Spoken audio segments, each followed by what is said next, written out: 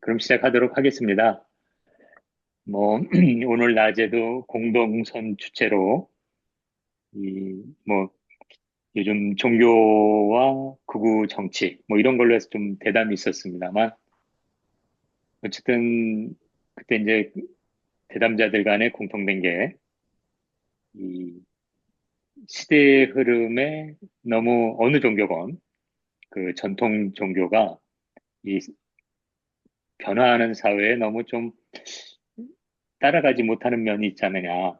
그러다 보니까 아주 이런 기성, 그 기득권을 가진 사람들이나 혹은 이런 사회 변화에 따라가지 못한 사람들이 종교에 몰리고 오히려 점차 전반적으로는 종교적 관심이 떨어진다. 신도도 줄고 출가자나 신학교 가는 사람도 주는 현상이 어떻게 보면 뭐 여러 가지 요인이 있겠습니다만 이 21세기 사회에 과연 기존의 어떤 종교의 가르침이 어쨌든 뭐 종교는 일종의 도구마 형태인데요. 그것을 그 유연하게 접목시켜야 되지 않을까 이런 얘기가 또 있었습니다. 그런 면에서 오늘 이야기는 이 요즘 이제 한참 이야기되는 포스트 휴먼이라고 하는 그 어떻게 보면 좀 유행 같은 얘기이기도 해요. 왜냐하면 우리가 또 익숙한 게 포스트 모던이란 말도 있지 않았었습니까? 그러다 보니까 뻑 하면 포스트 붙여가지고 적당히 이렇게 이야기하는 이제 그런 맥락으로 받아들이게 되는 경우도 있는 것 같습니다. 그러나 어쨌든 요즘 누구나 알다시피 인공지능, AI라든지 이런 것들이 구체적으로 우리 사회에 이제 가시화되고 있다 보니까 이것은 어떻게 보면 피치 못할 분명한 사회인 것 같습니다. 그래서 오늘 한번 포스트 휴먼이란 이 어떤 것을 도대체 사람들이 얘기를 하기 때문에 이게 우리에게 어떤 의미를 갖고 또 종교가 그런 의미에서 이 우리가 맞이해야 될 포스트 휴먼에서 종교의 위치나 성격이 어떻게 될까라는 거를 이제 잠깐 좀 여기 계신 전문가분들에게 한번 잠깐 말씀드리는 기회를 삼도록 하겠습니다. 다음 슬라이드부터 합니다. 네.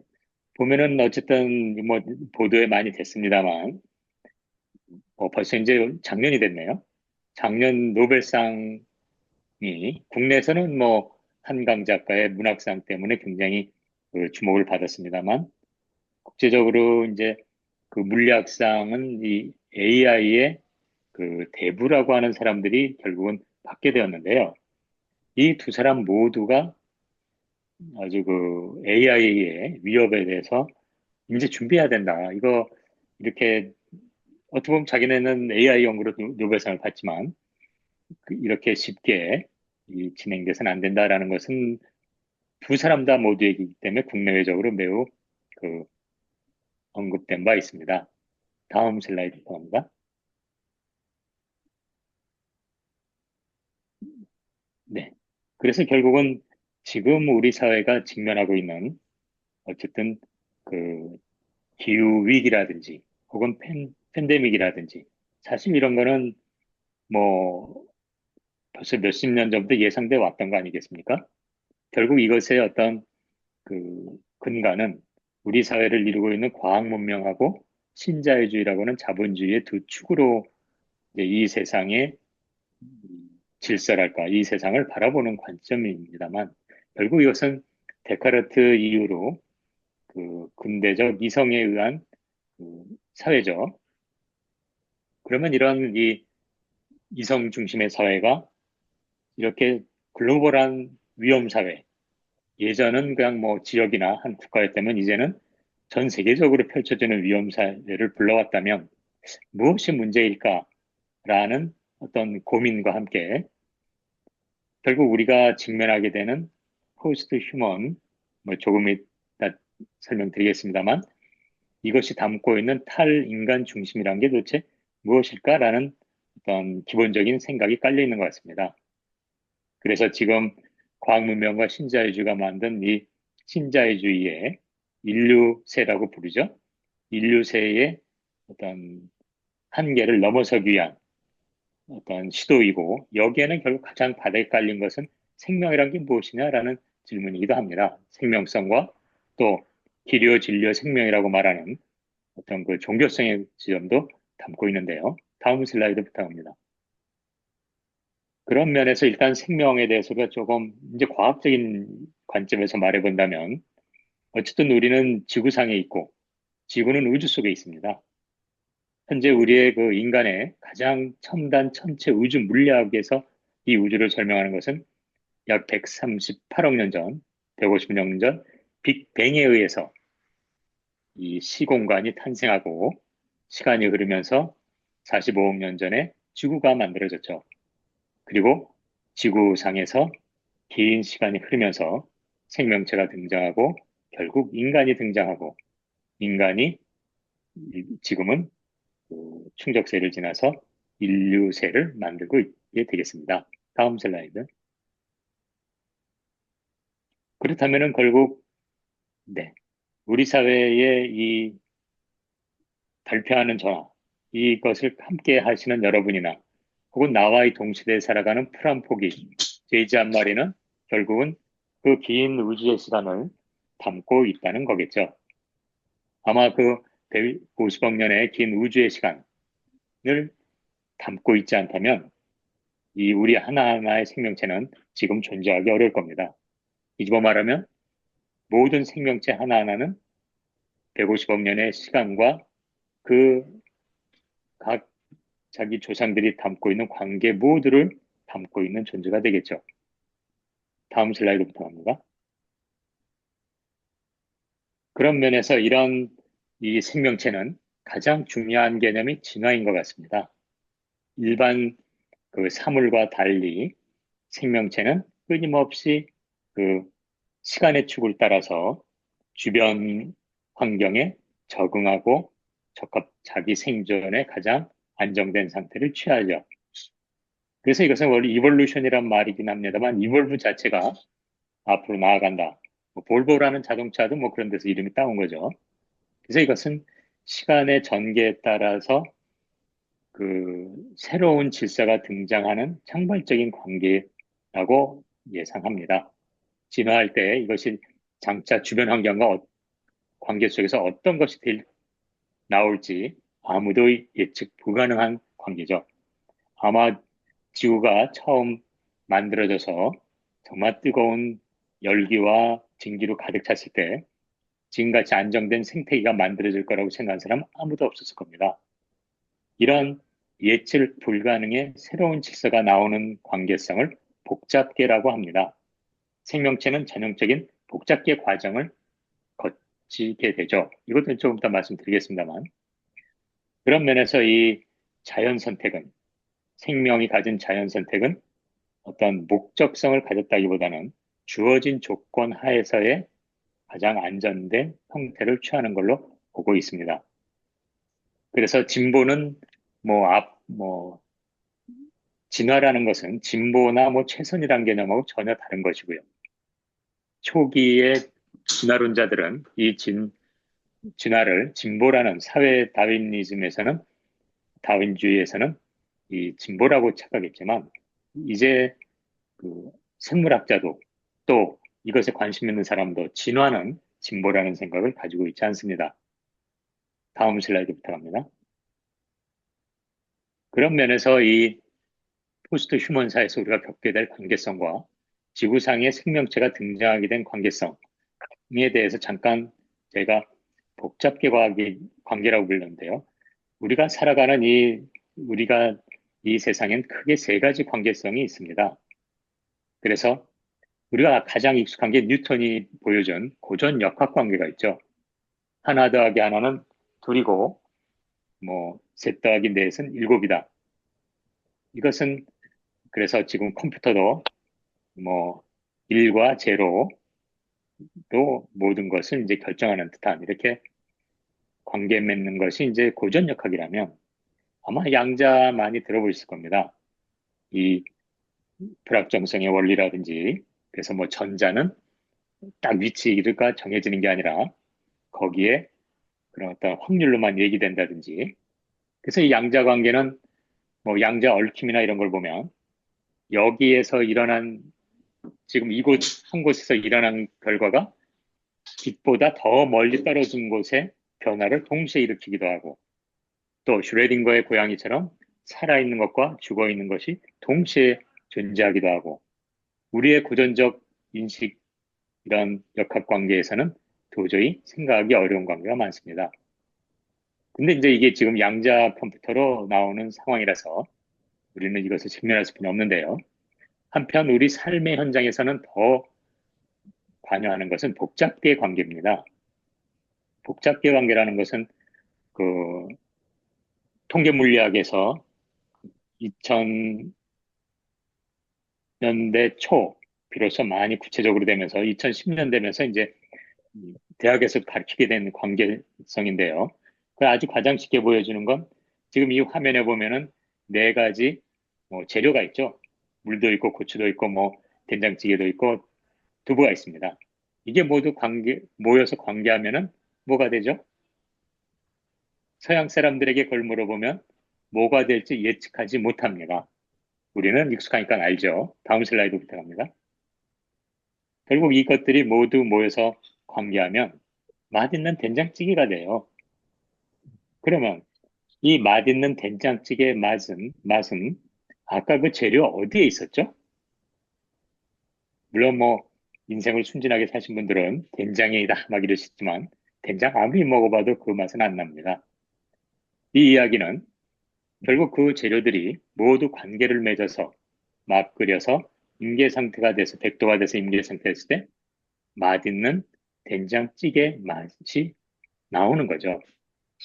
우리가 살아가면서 관심 있는 건 이 된장찌개 맛입니다. 결국 된장찌개 맛이라고 하는 그 새로운 질서는 그 구성 성분에 있는 게 아니라 구성 성분들이 만들어낸 관계에 의해서 탄생하는 거죠. 더욱이 누가 끓여준 된장찌개를 좋아하세요? 뭐 보통 어머니 손맛이라고 그러잖아요. 똑같은 재료들이 관계를 맺어도 바람직한 관계가 있고 그렇지 못한 관계도 있을 수 있다는 겁니다.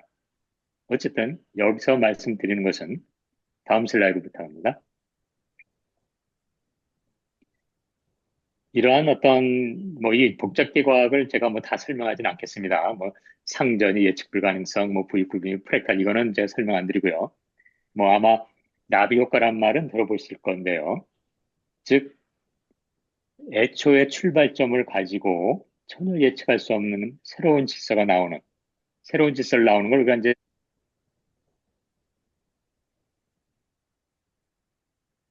사례를 들어보면 여러분 보기 좋은 다이아몬드하고 뭐 거무튀튀한 흑연하고 다 구성 성분은 탄소입니다. 탄소.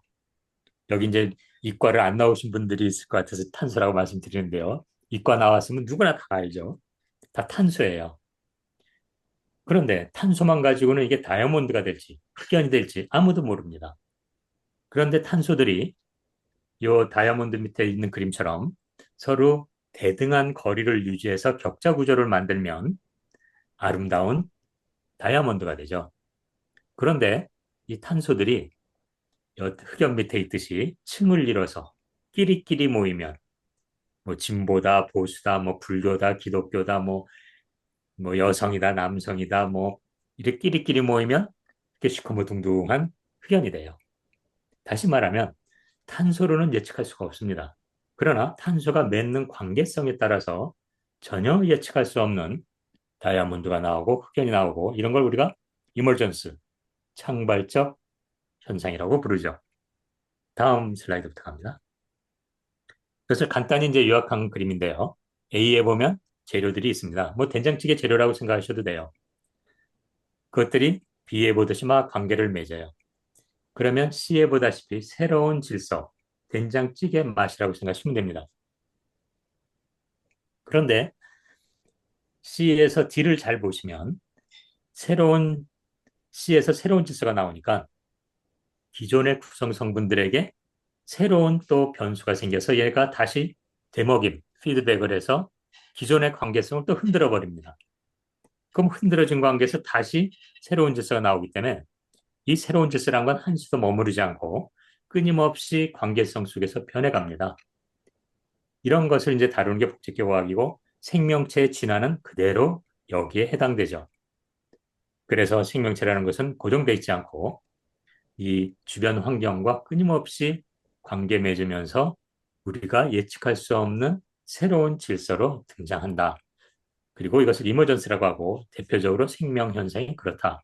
이건 이제 나중에 그 포스트 모던에서의 포스트 휴먼에서의 이제 또 다시 우리가 검토할 수뿐이 없게 되는데요. 다음 슬라이드부터 합니다. 이러한 어떤 그 과정을 통해서 진화해온 우리 인간이 인간만 종교를 가졌다는 건 왜일까? 어차피 뭐 제가 수약을 해서 뭐 그건 분명합니다만 동물들도 사람처럼 언어를 사용하고 도구를 사용하고 논리적 사고를 합니다. 그리고 자의식까지 있죠. 아주 유명한 실험으로 영장류, 뭐 나이든 좀 영장류에 노란 테이블 붙여주고 거울을 보여주면 거울을 들여다보던 이 침팬지는 그걸 지가 띱니다. 이렇게. 그 이야기는 거울을 보고 이게 나라는 것을 인지한다는 거고 나를 인지한다는 건 타자를 인지한다는 거거든요. 그래서 이런 논리적 사고나 뭐 평등의 개념 두 마리의 원숭이에게 한쪽을 적게 주면 굉장히 열받아 합니다. 얘네들이. 인간이 가진 개념은 다 가지고 있어요. 우리는 그게 뭐 동물들이 언어 사용하는 건 제가 더 말씀 안 드리고 도구 사용하는 것도 뭐 너무 잘 알려서 그렇습니다만 그러면 인간만의 이 인간다움의 하나인 어떤 종교성은 어디서 오는가? 그것은 일반적인 어떤 논리적이다 언어가 아니라 메타인지로부터 나온다는 것은 분명해지는 것 같습니다. 종교에서 늘 메타인지라고 하는 것은 생각에 대한 생각입니다. 내가 왜 이 생각을 하지? 나는 왜 이걸 원하지? 나는 누구이지? 난 어디서 와서 어디로 가지? 라고 하는 자기의 단순한 생각에 멈추는 게 아니라 그 생각에 의미를 묻기 시작하는 이걸 메타인지라고 요즘은 교육학에서 많이 부르게 되었습니다. 그래서 이 종교적 가치나 종교적 사유는 철저하게 메타인지에서 등장하죠. 그래서 이 어떻게 보면 메타인지는 자기 성찰, 반성적 성찰을 할 수 있는 능력이기도 하죠. 그래서 현재 뭐 교육계나 많은 데서는 메타인지에 주목을 하고 있습니다만 최소한 말할 수 있는 것은 삶의 의미나 나의 존재의 의미를 묻는 이러한 종교적 성찰은 메타인지로부터 동물은 가지고 있지 않습니다. 이러한 메타인지부터 나온다는 것이 많이 알려져 있습니다. 다음 슬라이드 부탁드리겠습니다.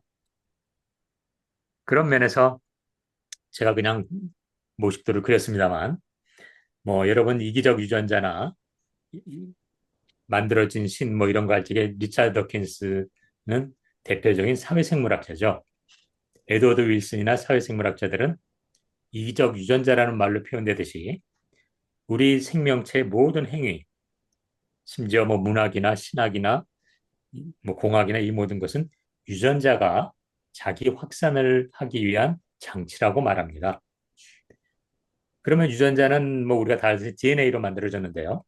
왜 이 사회생물학자들은 이기적 DNA라고 얘기 안 했을까요? 이게 막 유전자가 이렇게 자기 증식해서 나가서 DNA가 확산되는데 그것은 바로 사회생물학자들은 생명이 무엇인지 잘 알기 때문이죠. 사실 DNA까지는 물질입니다. 물질에서 생명체가 나온 게 유전자죠. 아마 여러분 아실 거예요. 뭐 10년 전 범인을 남겨진 DNA로 찾아냈다. 왜냐하면 DNA는 물질이기 때문에 그냥 10년 지나도 거기 있어요. 그런데 생명의 가장 최소 단위인 유전자는 파괴됩니다. 그래서 물질에서 생명 현상으로 넘어간 게 유전자이기 때문에 사회생물학자들은 이기적 유전자라고 불렀던 겁니다. 거기는 물질에서 생명으로 하나의 도약이 있었죠. 물질만 보고는 생명체가 나올지 예측 불가능이었으나 이렇게 그 도약이 있었기 때문에 사회생물학자들은 그 이기적 유전자란 말로 상징적으로 말했습니다만 이 사람들이 놓친 거는 바로 이 슬라이드 왼쪽에 있듯이 똑같은 동물이지만 나는 누구인가? 내 삶의 의미는 누구인가? 나는 어디서 와서 어디로 가는가? 도대체 내 존재의 기원은 뭐지? 라는 이러한 메타인지의 도약을 간과한 거라고 저는 생각합니다. 그렇기 때문에 이 사회생물학자들은 에드워드 윌슨의 통섭에서도 나온 것처럼 생물학적 지식으로 모든 인간의 지식을 그 밑에 하위에 둘 수 있다고 말하는 제국주의적 생각을 하게 된 거죠. 거기서의 통섭은 서로 상통한다는 통섭이 아닙니다. 그런 면에서 저는 오히려 이 사회생물학자들이 놓친 이 창발적 도약 2가 있었기 때문에 인류가 등장했고 이 지구를 지배할 수 있었다고 보는 입장이죠. 다음 슬라이드 부탁합니다. 이런 인류에게 있어서 지금 이제 다시 AI가 대두하고 있습니다. AI는 크게 세 가지로 나눌 수 있는데요. 지금 우리가 뭐 알파고나 이런 데서 보다시피 도구적 AI, 즉 우리가 수단으로 사용할 수 있는 AI입니다. 이것은 퍽 우리에게 도움을 줄 수 있죠. 뭐 쉽게 생각하면 자율주행 자동차도 일종의 이런 도구적 AI예요. 혹은 지체가 힘든 분들에게 이것은 많은 도움을 줄 수 있습니다. 그런데 지금 AI를 개발하는 사람들은 그런 도구적인 것뿐만 아니라 휴머노이드라 그래서 사람과 똑같은 AI, SF 같은 데 많이 나오죠. 그래서 사람을 똑같이 흉내서 사람에게 큰 도움이 될 수 있을 거다. 이게 이제 휴머노이드고요. 그리고 이제 이 포스트 휴먼에서 주로 논의되는 것은 세 번째입니다. 자율적 AI. 자기가 스스로 자기를 복제하기도 하고 자기가 판단해서 이건 안 좋아. 이걸로 해야 돼. 이렇게 자율적인 결정을 할 수 있는 이 AI 세 가지를 말하고 있습니다. 그래서 3번 같은 경우는 스트롱 AI라고도 말하고 있죠. 혹은 슈퍼 인텔리전스라고 SI라고도 말하고 있습니다. 근데 이제 저는 이따가 말씀드리겠습니다만 여기에 아직 아무도 생각 안 했지만 메타카그니션, 메타인지의 점을 고려해야 된다고 보는 입장인데요. 다음 슬라이드 부탁합니다. 어쨌든 이런 인류에서의 AI가 현실화되면서 도구적 AI는 지금 생물 무기로도 개발되고 있고 또 바로 뭐 어젠가 애플에서 감정을 가진 AI 로봇을 만들었다. 이렇게까지 보도되는 현실이죠. 이건 빅데이터를 이용해서 매우 도움이 될 겁니다. 저는 뭐 도구적 AI를 개발하는 데 있어서 크게 문제 있다고 생각하진 않아요. 다음 슬라이드부터 합니다. 그런데 우리가 이제 포스트 코로나에서 경험했듯이 포스트 코로나에서 우리는 비대면, 우리가 지금 이렇게 회의하는 것도 비대면이고 이 포스트 코로나에 의해서 정착된 하나의 문화죠. 그리고 이런 것들이 많은 뭐챗 GPT라든지 그런 인공지능이 나오고 그러면서 지금 4차 산업, 많은 산업 현장에 로봇이 대체하고 있지 않습니까? 이것은 우리가 부정할 수 없는 현실인데 오른쪽 그래프에 보면 인간의 지식과 그리고 그러한 인공지능의 지식의 축적도가 이제 도표로 나와 있습니다.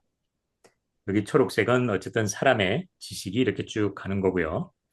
그리고 이제 뭐 오늘 이야기의 주제는 아닙니다만 트랜스 휴머니즘으로 인해서 지식의 증가도나 이런 것들도 나와 있습니다만 여기서 포인트는 현재 이제 미래학자들은 2040년경에 이럴 때는 이러한 지식의 축적이 가속화되는 속도를 보면 이 자율적 인공지능이 2040년 정도 나올 거다라고 예상했었습니다. 그걸 이제 싱귤러리티 특이점이라고 부르죠. 그런데 이제 다음 슬라이드 부탁합니다. 그러다 보니까는 이미 그 AI 개발하는 사람들에서는 긍정과 부정의 입장이 계속 등장했습니다. 이런 슈퍼 AI, SI라고 줄여서 말하는 과연 이런 것들이 등장했을 때 자율적인 AI가 등장했을 때 과연 사람과의 관계가 어떻게 될까? 그리고 그러한 어떤 것이 반드시 긍정적일까? 이런 논란은 이제 다음 슬라이드부터 갑니다. 이미 2018년, 19년도에 뜨거웠습니다. 그래서 이미 그 단행본도 오른쪽에 이제 책자도 그 당시 미국 내에서도 찬성론자와 위험론자가 치열하게 입장을 밝혔던 거고요. 지금 그래서 유엔에서도 이것을 이대로 방치해다간 막 개발해서 뭐 이거 뭐 굉장히 좋아요 막 이러면서 무조건 연구비가 투자되고 이런 상황에서 이건 좀 규제를 해야 된다. 여전히 이것은 그러나 찬반 양론의 형태로 진행되고 있습니다. 다음 슬라이드부터 갑니다. 그렇기 때문에 이제 이 어떠한 포스트 휴먼인가라는 논의는 지금 현재 진행형의 매우 뜨거운 이슈인데요. 과거 포스트 모던이 등장해서 근대적 이성을 흔들었습니다만 한때 유행으로 끝난 이유는 포스트 모던은 물적 토대가 없었습니다. 그래서 관념적으로 근대성에 대한 어떤 해체를 얘기했으나 이제 포스트 휴먼은 그런 뭐 관념적인 논의를 넘어서 구체적인 물적 토대로 진행되다 보니까 이것은 그 부정할 수 없는 현실로서 아마 가이아 이론 대부분 아실 겁니다. 지구가 하나의 큰 생명체라고 말한 환경 생태주의의 큰 한 획을 그은 제임스 러브럭 박사가 본인 실제 100살 된 2020년에 이낸 노바신이라는 책을 냈었습니다. 그가 인류세를 엔트로포신이라고 말한 것처럼 노바신은 그러니까 신성의 시대가 올 거다. 그리고 이 굉장히 생태지향적인 이 러브룩 박사인데도 지구는 이미 인류를 담을 만한 이 한계를 넘어섰다. 그렇기 때문에 새로운 노바, 신성으로 가는 시대를, 세기를 만들어내지 않으면 안 될 거다. 근데 그것은 A가 해줄 거다라고 하는 매우 그 긍정적인 포스트 휴먼의 입장을 내고, 뭐, 다 알다시피, 뭐, 테슬라 등등 많은 재밌는 일을 하는 이 사람도 긍정적인 것에 포함되어 있죠. 그러나 한편 이 휴머니티라는 관점에서 SI가 휴머니티와의 인간성과 관계돼서 어떻게 될 건가는 현재 뭐 개발론자와 또 이번 노벨상 받은 사람들이 위험하다고 하는 것처럼 평행선을 긋고 있습니다. 다음 슬라이드. 그러나 우리가 그 논의를 어떠 하건 실제 현장에서는 보다시피 여기 나오는 건 트랜스 휴머니스트 정당 얼마나 이게 우리 실생활에 들어와 있는가를 말씀드리고 싶은 건데요. 미국에서는 이러한 기술을 이용해서 사람에게 영생을 주겠다고 하는 트랜스 휴머니스트 정당이 만들어졌습니다. 이거는 이미 이번 2004년, 2024년 대선 때뿐만 아니라 그전 대선 때도 이 대통령 후보를 냈었죠. 이 사람들은 이러한 기술을 이용해서 소위 사람에게 영생을 주겠다고 하는 사람이고 나름대로 지지를 받고 있고 이들의 선거 유세는 요 슬라이드 오른쪽 밑에 있듯이 임모탈 버스, 영생 버스를 운영합니다. 그래서 관처럼 짜여진 버스로 자신의 정당들을 소개하면서 우리가 영생을 과학기술로 영생을 줄 테고 우리는 온 미국의 국력을 더해서 여러분에게 영생을 주겠다. 이 트랜스 휴머니즘은 포스트 휴머니즘은 인간 다음이라고 말한 거죠. 트랜스 휴머니즘은 무슨 말이냐면 여러분 여기 나이 드신 분들이 많으니까 600만 불 사나이 기억하시죠? 그런 것처럼 사람의 능력을 과학기술의 힘으로 극대화시킨 여전히 인간 중심의 사유 방식입니다. 트랜스 휴머니즘은. 그래서 뭐, 인류라고 그럴까요? 그래서 인간을 이제 트랜스, 넘어선, 평범한 인간을 넘어선 그러한 인간을 만들자는 트랜스 휴머니즘이 이제 이미 일상의 정당으로 자리 잡았다는 것을 말씀드리는 거죠. 다음 슬라이드부터 합니다. 그래서 이제 이 포스트 휴먼에서 우리가 명확히 구분해야 될 게 있습니다. 이 포스트 휴먼을 심지어 이과 사람들도 약간 혼동하는데 방금 말씀드린 것처럼 도구적 AI라든지 혹은 트랜스 휴먼 같은 것, 사람과 닮은 휴머노이드 혹은 챗 GPT 이거는 사실은 엄밀한 의미의 포스트 휴먼은 아닙니다. 이거는 일유형인데요. 근대성 안에서 우리의 인간은 중심이 있으면서 그것을 이 과학기술로서 이 뭔가 새로운 지평을 열겠다는 거기 때문에 이것은 철저하게 인간 중심의 사유 방식입니다. 한편 우리가 보통 말하는 포스트 휴먼 그리고 이 노벨상을 받은 사람들이 다 우려하는 것은 두 번째 유형인데요. 근대 너머의 포스트 휴먼입니다. 이것은 엔타이 휴머니즘이죠. 즉 인간의 중심의 사유 방식을 넘어선 이러한 그 사고 방식입니다. 그래서 이것은 어떻게 보면 요즘 철학에서 그런 게 이제 많이 뒷받침되는 건 이제 신유물론이죠. 신유물론은 뭐 막스랑 전혀 상관없습니다. 이제 나중에 잠깐 한번 설명드리겠습니다만. 그래서 이러한 사유 방식이 우리가 말하는 포스트 휴먼의 논이지 인류형 같은 것들은 그냥 근대성 안에서 인간 중심으로서 인간을 어떻게 더 확장하느냐의 수준의 논이다. 인간 중심이 된 게 이렇게 지금 기후위기와 생태의 위기를 가져왔음에 염두에 둔다면 이것은 여전히 그 틀 안에 있는 것이라는 점을 강조하고 싶습니다. 그래서 다음 슬라이드부터 갑니다. 이렇게 둘로 우리가 포스트 휴먼을 생각한다면 아까 말한 것처럼 이 물질에서 생명체가 등장한 창발적 도약이 한 번 있었고 또 수많은 생명체들 뭐 플랭크톤, 나무, 동식물에서 내가 누구인가라고 사유하게 된 메타인지를 가지게 된 이러한 그 인간이 나왔다면 이제는 다시 자율적으로 내가 내 존재를 규정하고 나를 복제하고 이러는 새로운 SI가 나오는 시기가 된 거죠. 이것은 우리가 전혀 물질을 개발하거나 컴퓨터랄지 예상하지 못했었습니다. 이런 자율적인 놈이 나올 거라고는. 다음 슬라이드 봅니다. 그런 면에서 지금 포스트 휴먼에서 논의되는 것은 가장 핵심은 결국 인간 중심의 세계관이 어떻게 보면 중세로부터 인간을 되찾아왔다고는 하지만 이 세상을 인간 중심으로 바라보니까 결국은 이렇게 생태계가 파괴되고 기후위기가 오기 때문에 결국 인간 중심이라고 하는 종차별주의로부터 이 관계성을 확장시켜야 된다라는 거죠.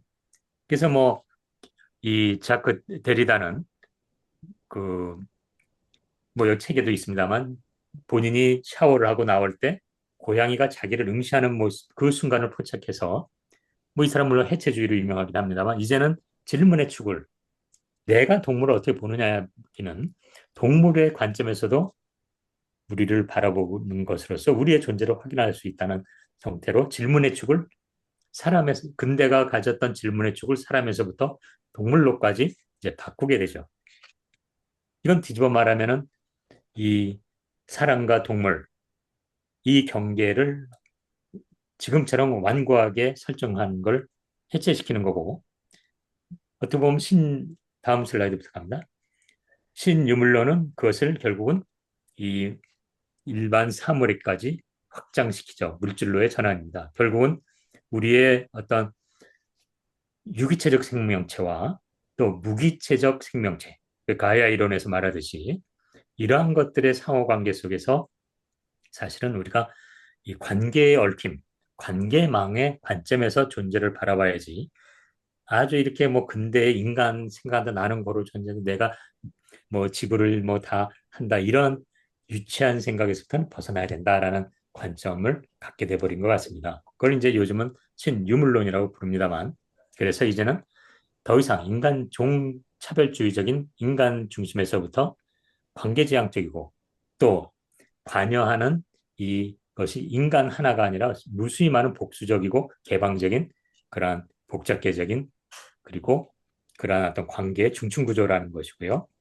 여기에는 비인간 동물의 도덕적 지위와 사물의 지위까지도 거론되는 상황입니다. 다음 슬라이드. 그런데 이제 그러한 어떤 생각의 확대와 자율적 인공지능이 나오느냐 할 때 사실 그거를 염려하는 포스트 휴먼에서 가장 그 키를 진 것은 양자 컴퓨팅이라고 저희는 늘 얘기해 왔습니다. 양자 컴퓨팅은 지금도 뭐 슈퍼컴퓨터가 다 연결망으로 되어 있습니다만 지금 컴퓨터는 아무리 슈퍼컴퓨터라도 하나냐 1과 제로로 이진법을 사용하는 거죠. 그래서 그걸 막 빨리빨리 해가지고 이제 슈퍼컴인데 양자 컴퓨터는 여러분 양자 잘 아시잖아요. 죽었느냐? 뭐 요 고양이 그림이 있습니다만 유명한 슈레딩거의 고양이처럼 이 양자의 세계에서는 살아있거나 죽어있거나 이게 결정된 게 아니라 양쪽 상태가 중첩돼 있죠. 근데 우리가 관찰하는 순간, 이 세상을 우리 관찰하는 걸로 이루어져 있으니까 관찰하는 순간 그 대상은 살았느냐, 죽었느냐, 둘 중에 하나로 결정된다는 겁니다. 이건 결국 고전적인 관점에서 관계성에서 보면 양자의 세계는 OX 혹은 1과 0 이렇게 결정되는 거죠. 근데 이제 뭐 양자 역학이 된 지 거의 100년이 넘었습니다만 드디어 그것이 양자 컴퓨팅으로 여기서는 0과 1이 아니라 이 중간에 무수히 많은 중첩을 이용해서 지금 158 진법까지도 계산합니다.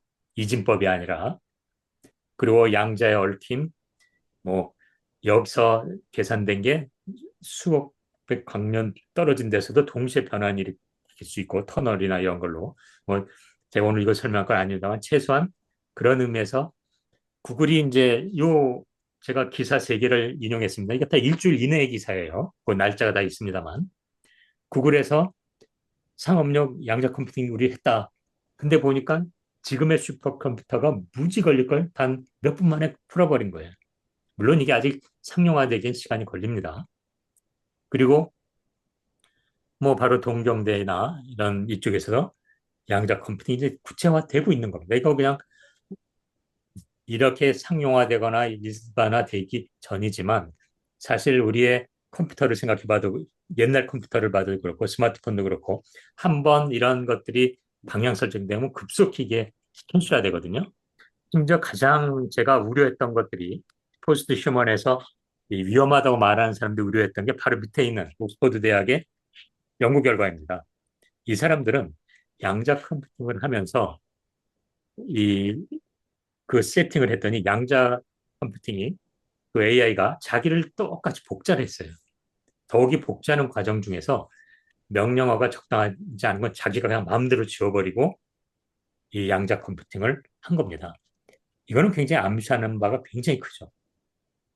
어느 순간에 SI, 양자 컴퓨팅으로 이건 인간의 두뇌를 뭐 확 넘어버리는데요. 더욱 이게 전 세계 연결망으로 전 세계 양자 컴퓨터, 슈퍼 양자 컴퓨터가 연결됐다고 생각할 때 얘네들이 자기의 어떤 개체, AI 형태를 수일 없이 만들어낼 수도 있다는 거고 우리가 하지 말라고 해도 지들이 거부할 수 있다는 것을 담고 있습니다.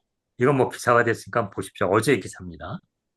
지금 이런 상황이 되기 때문에 단순한 기존의 슈퍼컴이 뭐 이어져서 SI가 얼마나 그게 될까라는 말을 했었습니다만 지금 이 양자 컴퓨팅과 이러한 그 자율적 SI의 연결은 사실 우리가 상상을 초월할 수 있는 결과를 가져올 수 있습니다. 이게 바로 이번에 노벨 물리상을 받은 두 학자들의 우려였던 거죠. 다음 슬라이드부터 합니다. 그러면 이제 남는 질문은 이거는 아직 이제 슈퍼 인텔리전스를 얘기하는 사람은 얘기하지 않습니다만 제 관심사는 이제 메타인지와 종교성이기 때문에 저는 질문을 던져봤습니다. 그러면 이 자율적 SI가 인간처럼 메타인지를 획득할 수 있을까? 저는 이 지점이 이 뭐 거기 뭐 여러 가지 1, 2, 3 썼습니다만 이걸 뭐 설명할 필요는 없고 생명체의 등장한 과정으로 보면 이 복잡계 과학에서의 새로운 질서의 창발, 즉 자율적 SI에서 마치 생물계에서 인간이 메타인지를 가진 것처럼 이렇게 양자 컴퓨팅으로 그 지식의 축적이 한계를 넘었을 적에는 반드시 메타인지가 획득할 거라고 저는 생각합니다. 이것은 어떻게 보면은 뭐 그냥 막연한 상상이 아니라 이미 사람이 생명의 진화 과정에서 이 단순한 유전자로부터 메타인지라면서 종교나 인문학이나 시나 문학이나 미학이나 이런 것들을 우리는 만들어낼 수 있었거든요. 그런 면에서 이 점에서 그러나 저는 뭐 오늘은 자세한 얘기는 안 합니다만 이러한 복잡계 과학 현상에서 가장 중요한 건 나비 효과라고 말하는 초기 조건입니다. 저는 SI가 메타인지를 획득할 거라고 믿고 있고요. 그러나 이 지점에 대해서 우리가 할 수 있는 바가 아무것도 없다는 생각하지 않습니다. 지금 초창기인 지금 우리가 초기 조건을 어떻게 설정하느냐에 대한 논의가 매우 중요하다고 생각하는 입장인데 어쨌든 다음 슬라이드 부탁드립니다.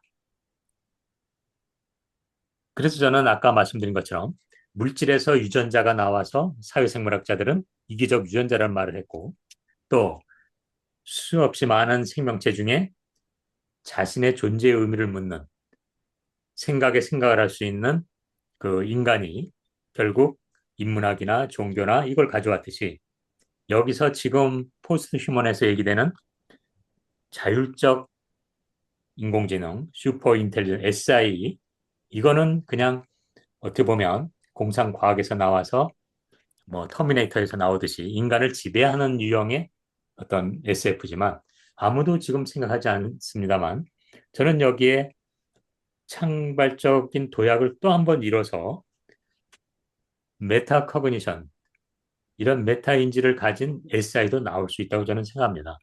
차라리 메타인지를 가진 SI가 나온다면 저는 사실 긍정적이에요. 다음 슬라이드 넘겨보겠습니다.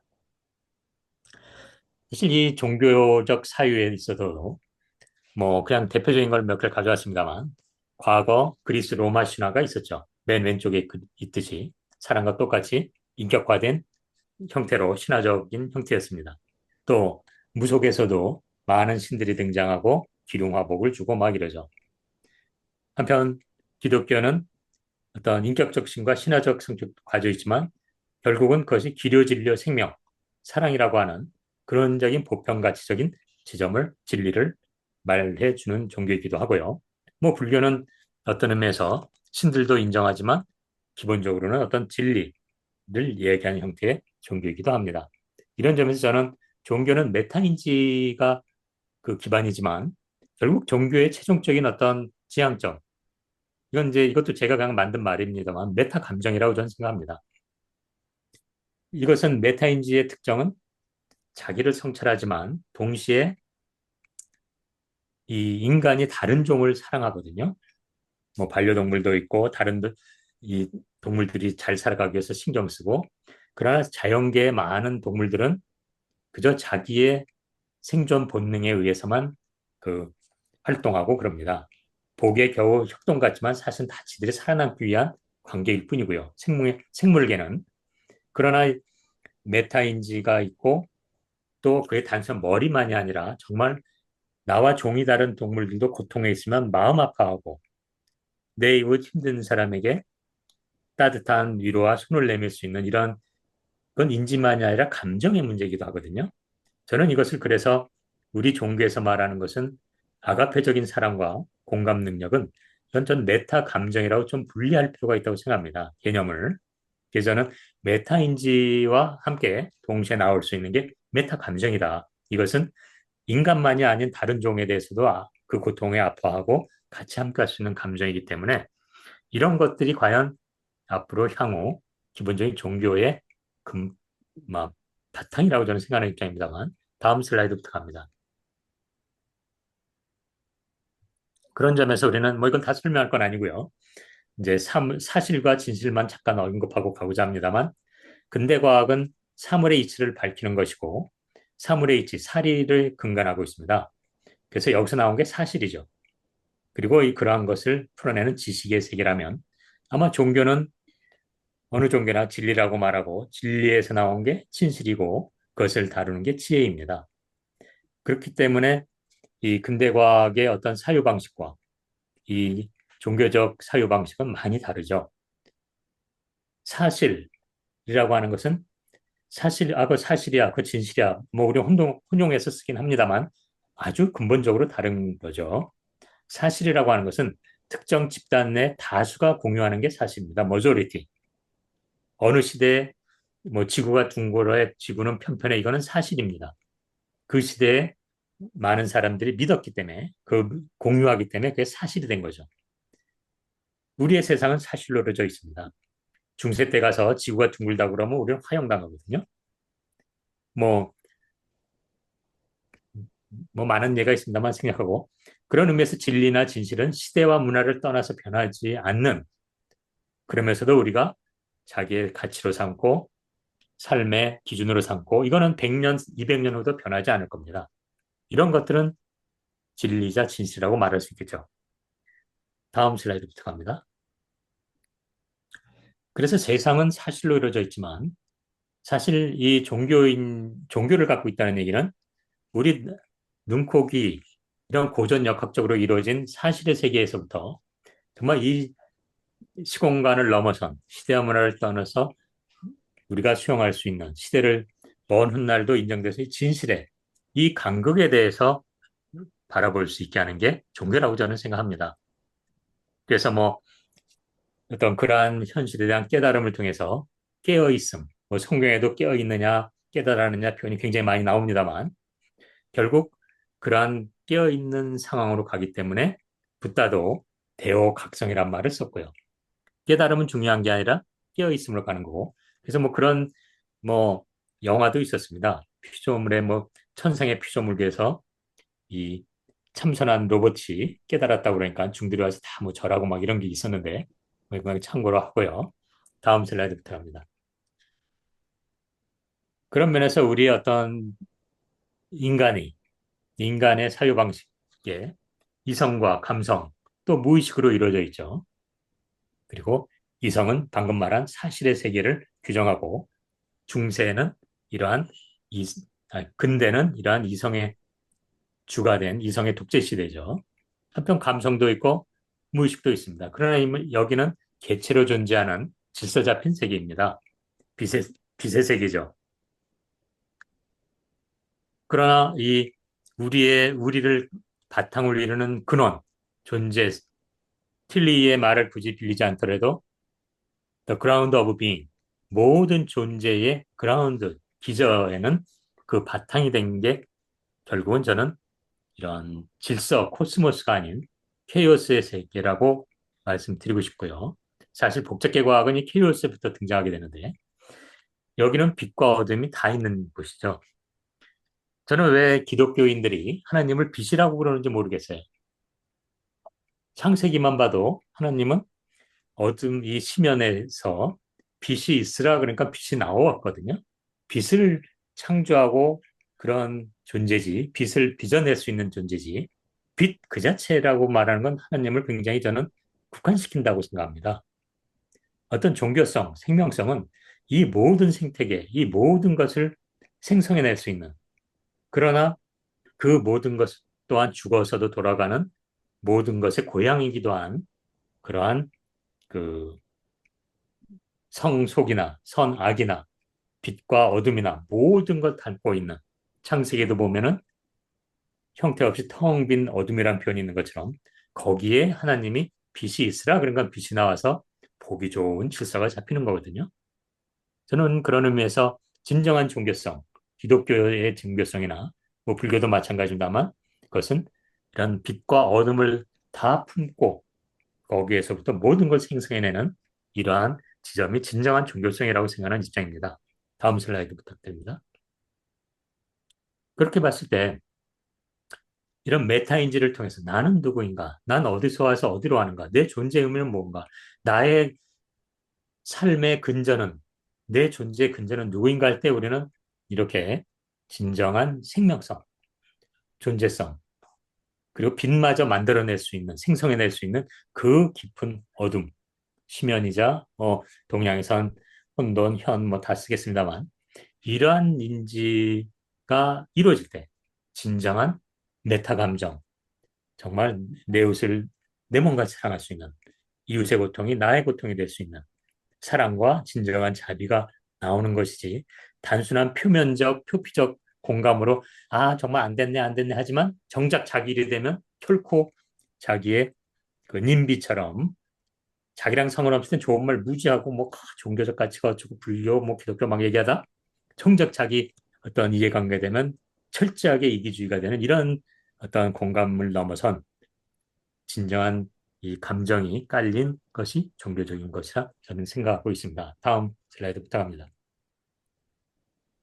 그렇다면 포스트 휴먼 시대, 제가 아까 말씀드린 것처럼 창발 3단계에서는 자율적 SI입니다. 여기서는 얘가 자기 마음대로 복제하고 또 이미 뭐 어제 뉴스에도 나온 것처럼 자기가 자기를 복제해서 또 자식이랄까 분신을 만들고 또 명령도 적당히 생략해서 자기를 만드는 이 단계에는 이 자기를 뭔가 깨졌다. 그러면 이 자율적 에세이는 자기를 고치겠죠. 일종의 페인을 느끼는 수준입니다. 그러나 이제 제가 말한 것처럼 이러한 SI가 언젠가는 메타인지를 가지게 될 텐데, 그러면 이 SI도 나는 어디서 와서 어디로 왔는가? 내 존재 의미는 뭐지? 라는 질문을 던질 거라고 생각합니다. 이건 존재가 가진 일종의 서퍼링의 관점이죠. 다음 슬라이드부터 갑니다. 그렇게 SI가 메타인지를 한다면, 그죠? 이제 메타인지라는 SI를 M을 앞에 붙였습니다만, 생각해보면 이 SI가 종교를 가질 수뿐이 없는 이유는 우리 지금 아까 말한 것처럼 우리가 살고 있는 세상에서 유한한 존재로서 내 존재의 의미를 묻는 우리 인간의 세상은 우리 인간의 감각기관으로 만들어진 세상이거든요. 즉, 우리가 이런 고전역학에 익숙한 눈으로 보고 듣고 만든 걸로 만든 세상에서 살면서 한계를 느끼는데 이 SI도 결국은 우리 인간이 만든 기본 틀 안에서 만들어진 개체입니다. 저는 우리가 살고 있는 세상이 우리 감각이 만든 가상세계라고 저는 생각하는데요. 그렇기 때문에 이 SI도 본인이 아무리 양자 컴퓨팅의 빠른 속도와 자율적이고 한다 해도 결국은 근본 이 가상의 그 지식과 이 틀로 만들어 인식의 틀은 인간의 이 세계를 바탕으로 하기 때문에 이것이 만약에 메타인지를 갖는다면 다른 종에 대한 인간을 포함한 그런 연민의 마음이나 존재의 공존의 개념을 가질 거라고 보고요. 저는 종교를 가질 거라고 생각합니다. 물론 인간의 종교와는 많이 결이 다르겠죠. 어쨌든 그런 의미에서 인류세 너머의 포스트 휴먼의 어떤 이 열린 확장된 개념은 뭐 오른쪽에 몇 가지 대표적인 사례를 해놨고요. 그랬을 때 남는 질문은 우리의 준비는 무엇일까라는 질문이고 이때 SI도 메타인지를 가지고 있다면 이들이 종교를 갖는다면 과연 지금 인류의 종교는 어떤 형태로 좀 더 2000년 전, 2500년 전 얘기가 아니라 이제 인류만이 아닌 이 생태계의 존재와 더불어서 인류가 만든 자율적 인공지능과 메타인지를 가질 수 있는 가능성까지 열고 종교에 대한 어떤 논의가 전개가 되지 않을까 이렇게 생각합니다. 그래서 저는 오늘 뭐 제 이야기는 일단 여기까지 마무리하는 걸로 하고 이제 좀 더 얘기를 나눠보도록 하겠습니다.